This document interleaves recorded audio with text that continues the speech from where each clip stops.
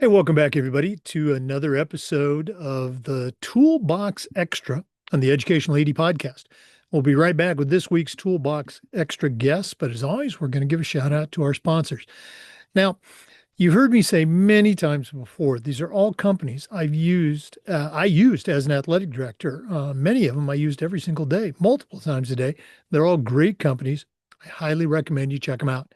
So take 3 minutes, listen to our shout outs, then listen to our Toolbox Extra guest. Then, if you're not using them, go and visit these sponsors. I'm telling you, they're going to be glad you did. Here we go.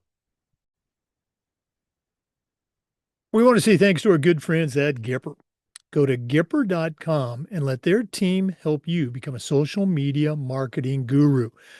Whether you're looking for solutions for your school, your district, or just the athletic department, Gipper's suite of fast and easy products has all the tools you need to make your organization stand out. And it's so easy, even I can do it. Go to Gipper.com for more information. We also want to say thank you to Home Campus. Home Campus is a platform you're going to use every day, scheduling, rosters, results. Their eligibility and clearance platform alone is a game changer. Go to homecampus.com to get started.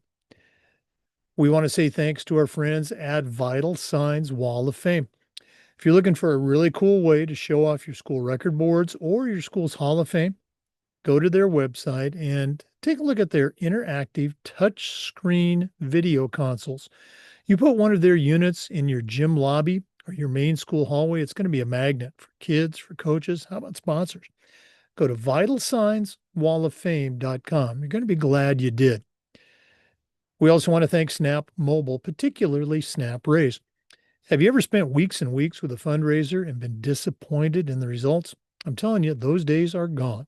Go to Snap Raise. We used it at our school with great success, and so will you. Check out all of their other great features. But if you're looking for a fundraiser, you just found it, and it's Snap Raise. We also want to thank Ohio University and their online masters in athletic administration. My assistant AD, along with thousands of others, got his master's through the Ohio program.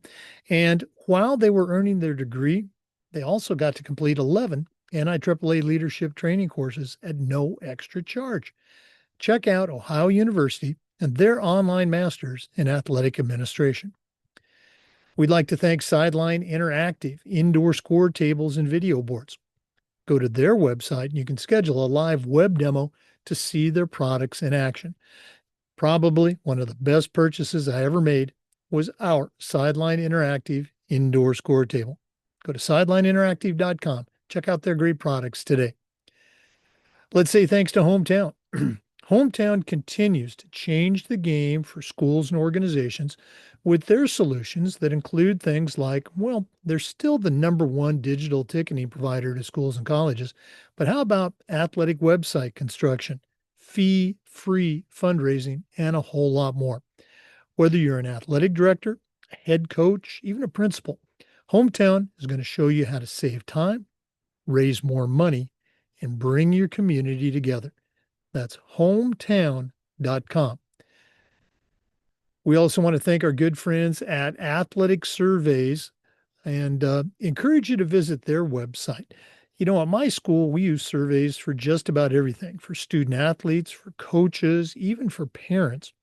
And the information that came back on these surveys was almost always over the top positive, and it'll be the same for you. You also get to collect all that positive data, which is incredibly valuable, especially when you're visiting with that frustrated parent, or maybe your principal, sometimes even your school board. Go to athleticsurveys.com. They're going to create a custom survey that lets you take the pulse of everybody in your program. And we want to say thank you to Huddle. As a football coach, I used Huddle for years, but when I became an AD, I made sure our school was a Huddle school, and our coaches, our student athletes, even our parents just love the platform. But there's a lot more. Go to huddle.com, join the 8 million users, and find out how to turn your school into a Huddle school. That's huddle.com. And as always, don't forget to tell these sponsors you heard about it on the podcast. Hey, welcome back, everybody, to another Toolbox Extra on the Educational AD podcast. Longtime listeners to the podcast will certainly recognize the name Dr. Scott Grant, somebody I like to call a friend of the show. Scott has a tremendous background. He's a coach. He's a former AD, college professor. He's also the founder and the CEO of Triple Threat Leadership. We're going to give out all that contact information. And I dare say he's probably one of the go-to voices for all things high school NIL. He's done a tremendous amount of research. He's presented for a vast number of state associations, and he's a frequent contributor to our podcast. Dr. Scott Grant, welcome back to the Educational AD. Hey, thanks so much for having me. It's been a little while, but always excited to be back on. Well, recently, and again for our listeners, Scott's very active on social media, posts on LinkedIn and other platforms. He posted some developments, I'll just say, in a particular state at their high school association, how they were, let's say, managing or maybe not managing their own policies and recommendations. And I reached out to him and said, hey, we got to get you back on the show. We're going to start with this. And Scott and I already talked about this a little bit before we started recording. I recently, I'm going to say within the last 3 or 4 weeks, I saw a post on social media from, I believe it was from the College Sports Commission. And I'd never heard of this entity. And it just had some, I guess for me, some, I don't want to say alarming, but maybe some disturbing messages as it applied to high school athletics. So, Scott, I'm going to shut up.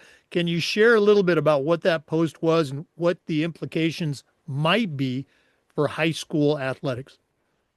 Yeah, absolutely. So, you know, again, like you said, my biggest focus is always on high school NIL. And I think it's hard enough to understand high school NIL because you have 43, 44 states with different policies, right? So then when you see things like this where, well, what does that even mean? People are like, I don't even know what the rules are in my state, let alone if I'm going to go. So in essence, the NCAA, when NIL first kind of went into play, and there's this guy I used to follow all the time, and he used to make a statement: if you don't enforce the rules, you don't have rules. And what happened at first is they didn't enforce the rules.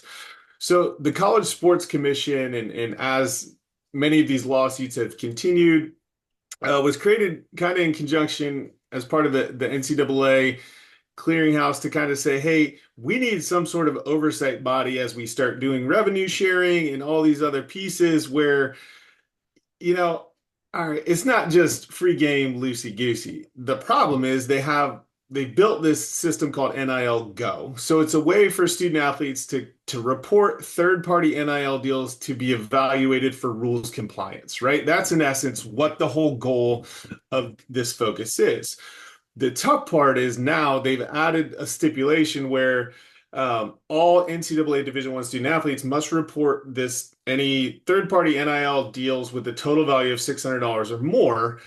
The issue that they're saying now that they want is they're requiring high school student athletes um, uh, who have executed a NIL deal worth 600 or more after July 1st of 2025 or the start of their junior year, whichever is later, they've got to report these to the NIL Go Clearinghouse if they're planning to enroll in a Division I institution to participate in athletics, right? Otherwise, there's an eligibility issue.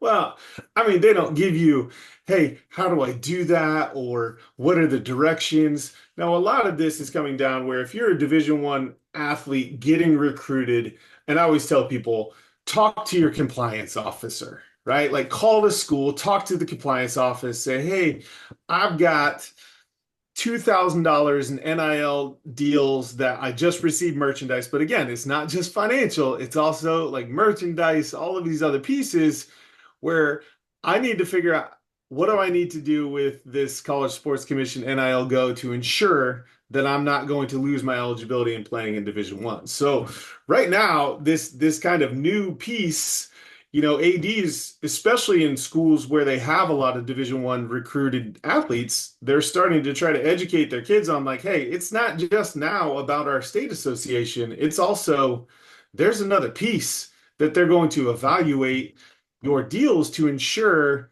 it's not you know, an illegal action, that there's some sort of exchange of services and that you're not being paid $1 million for signing an autograph, right? So, long story short, it's just another layer of things that I think a lot of high school ADs, number one, don't really want to deal with, and two, don't understand enough to give advice to their students and parents, and how could they? They're just trying to get officials to show up to the games. Yeah, and it's I'm torn on this whole idea of NIL, high school NIL. And you and I have talked about this before. Yeah, Um, the number of kids that it's actually going to impact right. is, in my opinion, just so minuscule. Why are we spending all this time on it? The other side of that is, well, even if it's only one kid, we want to make sure that that kid and their parents and our program is protected and we're not in violation if it does come Right. up. And now this, college sports commission, which I had never heard of, which Yeah. that doesn't, that's not the most important thing. I'm sure some other people hadn't heard of it, is saying, well, now high school students have to do this. It's just beyond annoying that, okay, now high school athletic directors have to deal with this. Right. And I mean this assuming that kids are putting in tracking measures to like when they get a deal, right? Like they're keeping a document that says like, hey, this is what I've been paid, this is what I mean, they're gonna want information. You can't just say, hey, I got $600 in clothing from Nike. Like they're gonna need to evaluate whatever it is. So are they requiring you to submit an agreement? Are they requiring you to like what are they requiring you to do? And I think that's always the question.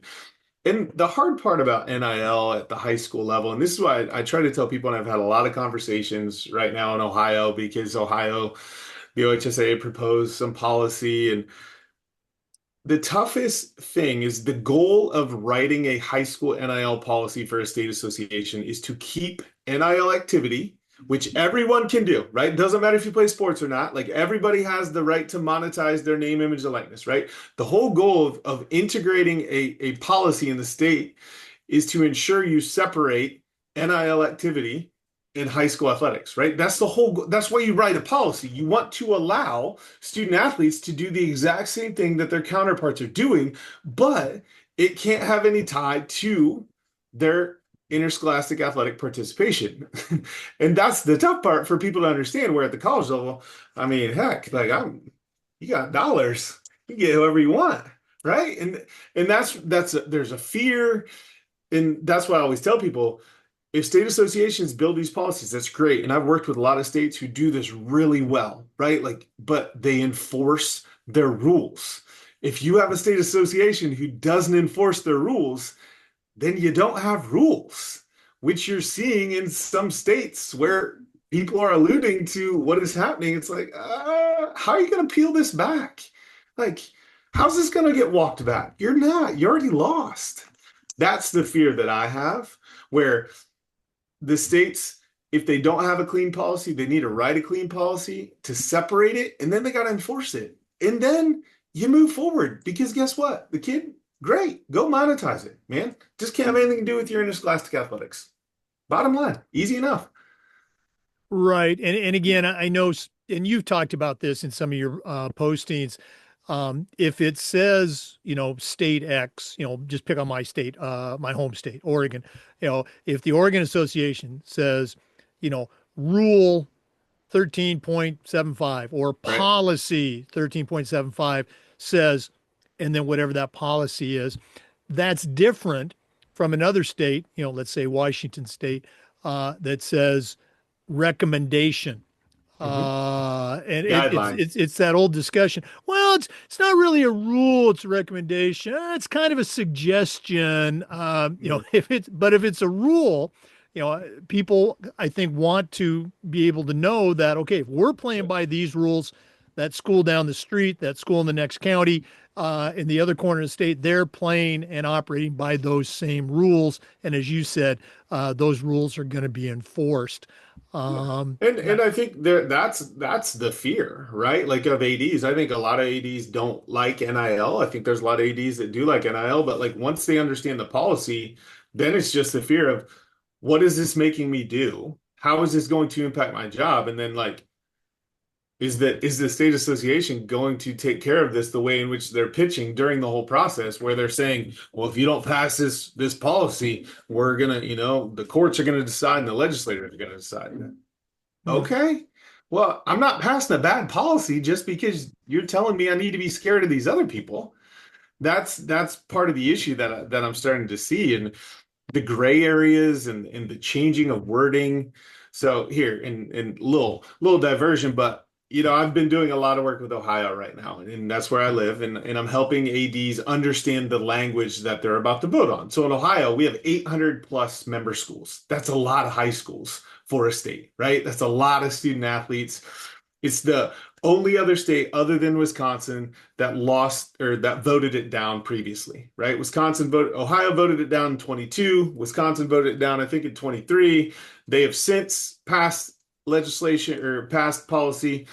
Ohio is now up because they're getting sued, and they're getting sued by a managing partner of an NIL education program, which is kind of crazy in the whole works there. And we can dive into that. But so for example, one of their bylaws says the student does not engage in NIL agreement or personal branding rights agreement that is provided by an OHSA member school or an agent of the school. And then it says like collectives, booster clubs, foundations, administrators, coaches, or other individuals, right? And then they stop. So as I read that, I think, okay, it's saying that a school or an agent of the school, which they haven't fully defined, can't enter into an NIL agreement. But it doesn't say that they can't help kids solicit for NIL agreements. They can't help work as technically an agent, right? Because it's the school. They can't support students in NIL opportunities. They just can't be the ones entering into the agreement. And if you're going to clarify or you're going to use words like agent of the school, like then you're going to have to clarify every single person that could be considered an agent of the school. How is that going to work? Like how does that work? Right? You leave that door opening. I'm not saying it's going to be right away, but what you're seeing in other states right now, 3 years later, after they have guidelines, there's a pusher. And then there's going to be another pusher, right? And then it's going to put all these schools saying, like, what? I thought we had rules against this. Oh, well, those are just guidelines. Or, our legal team says we can't enforce that. What are you doing? Like, what are we doing then? That's my fear because I'm a policy, safety, and compliance guy. My job is not to help student athletes monetize. My job is to help ADs and schools, student athletes, families stay safe and compliant in regards to the policy. Yeah, it's just the variance from state to state. I- I'm I'm going to put you on the spot. You're not responsible Yeah, to know every no state's worries. policy, but I'm guessing that you mentioned Wisconsin and Ohio. They were initially no NILs.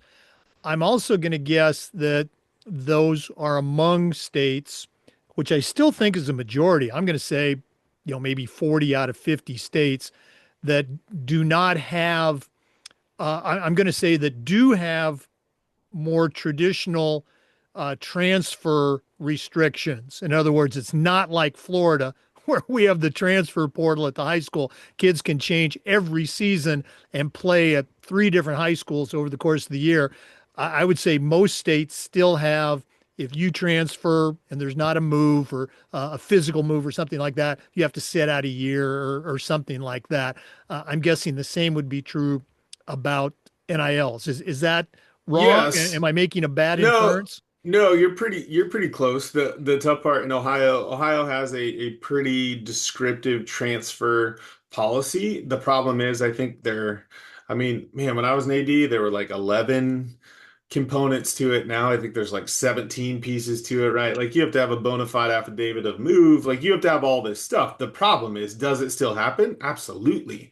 You can transfer schools and then you usually just have to sit out 50% of the sports season in which you transfer. So like there are kids transferring a lot. I mean, if you Google OHSA in Ironton High School right now, Ironton High School, who was the state champion in football last year, just got denied postseason play for recruiting violations, right? So now there's a lot of, again, you dive in deeper, you don't necessarily what's going to happen, but there are a lot of ADs in Ohio that think like, well, I mean, we don't even enforce our other guidelines. And now you want to throw this in here, and now we're going to do this. Now, there are states where like Georgia has a trigger. They have an investigation trigger that if a kid would transfer a school and they would sign an NIL deal, which is disclosed to the Georgia High School Athletic Association, like Dr. Hines and the new executive director there, like that is a trigger to investigate, right? So like they have it set to work on like a checks and balances system, but that was really important to them from the front,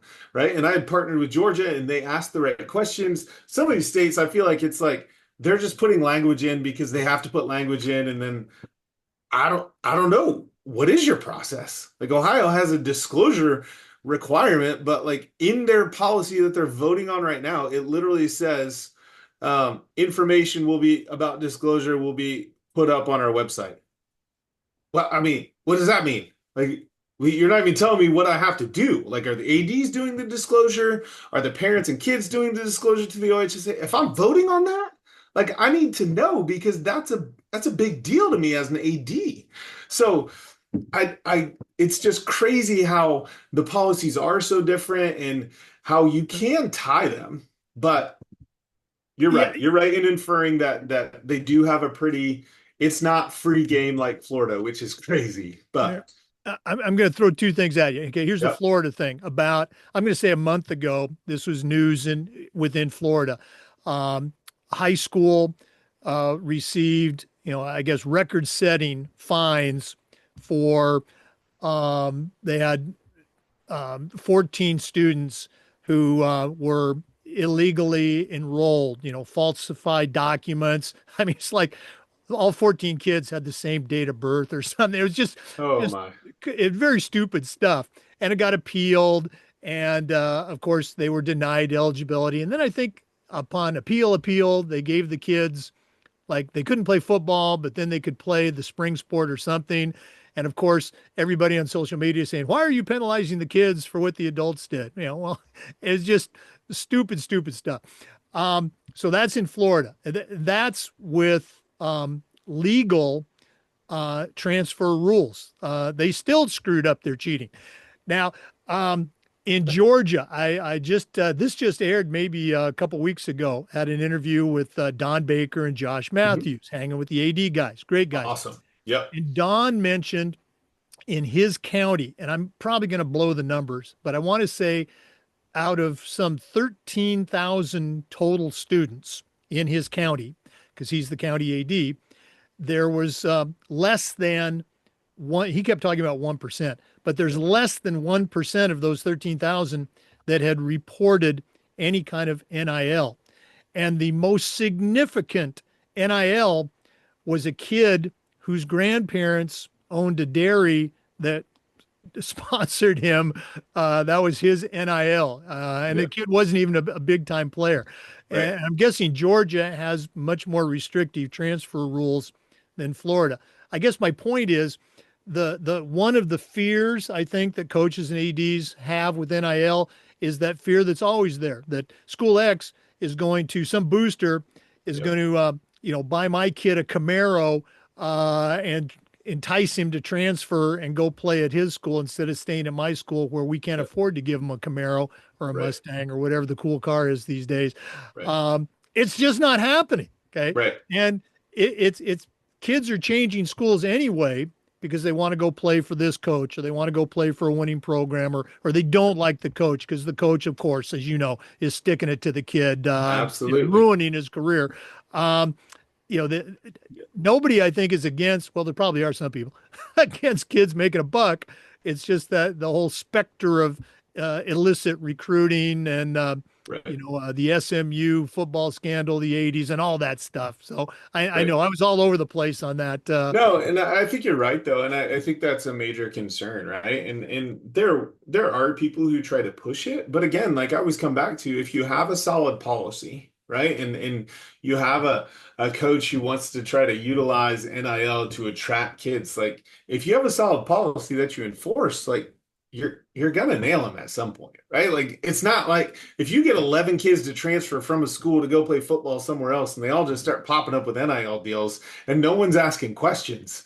Like I, I don't know what else you can do, right? So, and it's funny, I talked to Donnie and Josh quite a bit, and they've even made comments where Georgia has a lot of Division I athletes, right? I mean, that is a prime location, big time football, et cetera. And people have said, hey, some of our kids just don't see high school NIL as worth it because they don't want to jeopardize anything that they're Yep. going to get at the college level, right? Like I'm going to the University of Georgia on a full ride. I'm going to get NIL, right? I'm going to get NIL activity. I'm going to get NIL money. That's going to be part of the package. So $1,000 from the local dairy stand, I just don't know if I want to deal with that right now. Or kids just not saying, they might not have time. There's a lot of reasons. And I tell every AD, this most likely is not going to upset your apple cart. Will it frustrate you? Yes. Do you have any idea what it's going to look like in your schools? For the majority of them, no. The AD at Huber Heights Wayne right now, like he has a kid suing the OHSAA, stating that he has multiple six-figure opportunities. Well, his world's going to be a little bit different, right? Like that AD is going to have to deal with something, but he probably is already dealing with it because he's got college coaches coming in left and right and all kinds of craziness. So again, I keep pushing everybody to go back to like, what does the policy read? Where are the gray areas? Where are the potential issues? And get clarity on it. And when you get clarity on it and you get it in writing from the state association, and then they don't enforce it, all right, then we light it on fire, right? But if you get to that point, and again, I've worked with a lot of states, and I've worked with Colorado, and they went through a whole process of rewriting, and they worked with their ADs. And I was out at their AD conference with Michael Kruger, their executive director, and he's presenting to the ADs, and I'm right there with him, and we're going line by line through the policy. I didn't see anyone in that room like super upset, right? Or like, oh, this is gonna be awful. Because you know what? It's clear. Like these are the rules, everybody. Like we're gonna continue to push it. And he educates and Mr. Kruger he's on it. Like I've been so impressed. And you can do that and help aid some of that hesitancy from ADs. And again, I'm not saying it's right or wrong, right? Because Right. they're college NIL, holy smokestacks. Like I don't think anybody's gonna say like, oh, this is really good, but this has turned into. Um, but the fear is always like, how do we ensure interscholastic athletics stays educational based athletics? And if it doesn't, then it doesn't have a purpose the way in which it did. And that's always the fear. Yeah. Again, your basic premise, if there's rules, let's enforce them, or we don't have any rules. Um, for our listeners, again, because NIL is very much state specific at the high school level, if you have questions, that's going to be your first stop. Reach out to your state association, who's ever that spokesperson for Yeah. NIL, talk to them. But if you want another resource, you've got one. Scott Grant, if one of our listeners wants to find out more, wants to bend your ear, what's the best way they can get a hold of you? Yeah, absolutely. So you can go to the website, triplethreatleadership.com. I also write Doc's Dose of High School NIL, where I just try to break down things happening in the high school NIL space. That's at nil-education.com. What I mean, if you Google Scott Grant, you go to LinkedIn, Twitter, Instagram. I mean, I put my cell phone out there. Like, there's a plethora of ways to get a hold of me, and I take calls all the time. Like, because ultimately, I want to help.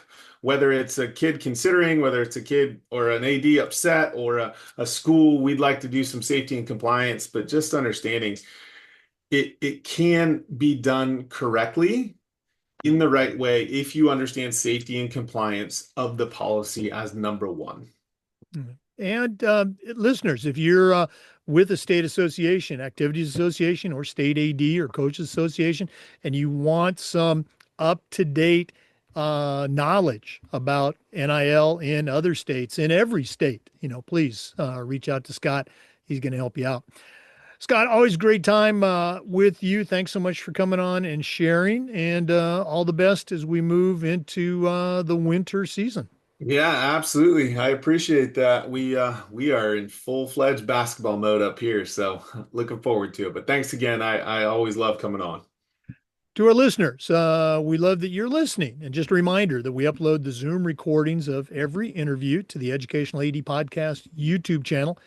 We do Toolbox Extra just about every week and just about every day. We try to share stories and best practices from the world of athletics. So please join us again on the next episode of the Toolbox Extra on the Educational AD Podcast. We'll see you next time. Always a great time with Scott Grant, Triple Threat Leadership. Before we go, as always, we're going to give another shout out to our sponsors. Now, again, I used every single one of these companies as an athletic director. They are great companies. You should be using them too. So please check out Hometown, digital ticketing, athletic website construction, fundraising. That's hometown.com. Ohio University and their online masters. My assistant AD got his master's through the Ohio program, along with thousands of others. Home Campus, it's a platform you're going to use every day. Scheduling, rosters, results. Go to homecampus.com. Sideline Interactive, indoor score tables and video boards. Go to sidelineinteractive.com. Gipper, become a social media marketing guru for your school, for your program. Go to gipper.com to get started. Vital Signs Wall of Fame. If you're looking for a really cool way to show off your school record boards, go to vitalsignswalloffame.com. Snap Raise. If you've ever spent weeks and weeks with a fundraiser and been disappointed, those days are gone. Go to snapraise.com. Huddle. As a football coach, I used Huddle. As an AD, we were a Huddle school. Go to huddle.com to get started. And athletic surveys by LifeTrack. Go to athleticsurveys.com. Let them help you take your athletic program from good to great. Thanks again for listening. We'll see you next time on the Educational AD Podcast.